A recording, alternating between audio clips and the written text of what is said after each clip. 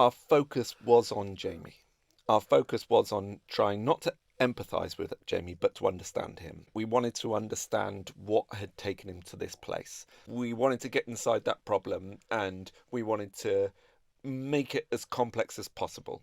Adolescence's lead writer describes television as an empathy box in the corner of the room. A box with the power to shift perspectives by putting people into the lives of others. His fictional story took inspiration from the 1998 book Why Children Kill, which presented an empathetic perspective on how an 11-year-old girl came to murder two infant boys, in one case mutilating their genitals. Such a perspective helps to reframe actions, not as the acts of a monster, but as a tragic outcome of a shattered psyche, evolving from a harrowing childhood involving poverty, neglect, domestic and sexual abuse, an absent father, a violent mother, a diagnosed disorder, and a history of violent behaviour. Many of these age-old social signifiers for childhood delinquency are also apparent in the case histories of more contemporary young killers, whose actions also informed this work of fiction, and indeed inspired co-writer Stephen Graham to pose the crucial question at the heart of his production. What kind of a society are we living in at the moment where young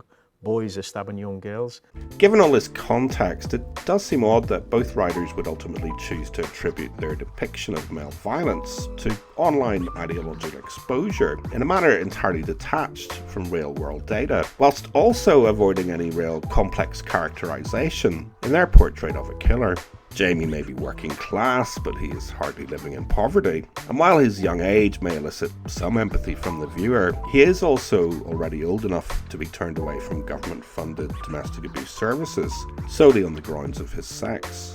Allegations of race swapping may not entirely stand up to scrutiny. Nevertheless, the characteristics of the masculine archetype presented are noticeably vanilla, to the extent that feminist theorists could unempathetically describe Jamie as someone playing the game of life at the lowest difficult setting imaginable in terms of navigating social norms and expectations. In other words, and for whatever reason, the masculine archetype at the heart of adolescence sticks rigidly to popular perceptions of male privilege. He is straight, white, male, from a seemingly stable family background, with both father and mother at home. He has no previous history of violence, no diagnosed mental health issues or disabilities, no apparent special education needs, and no evidence of behavioural issues prior to a fatal incident where he stabbed an unarmed girl 7 times in her chest, neck, arm and thigh. We've got to work out how to navigate masculinity so that it doesn't end up in this tiny space.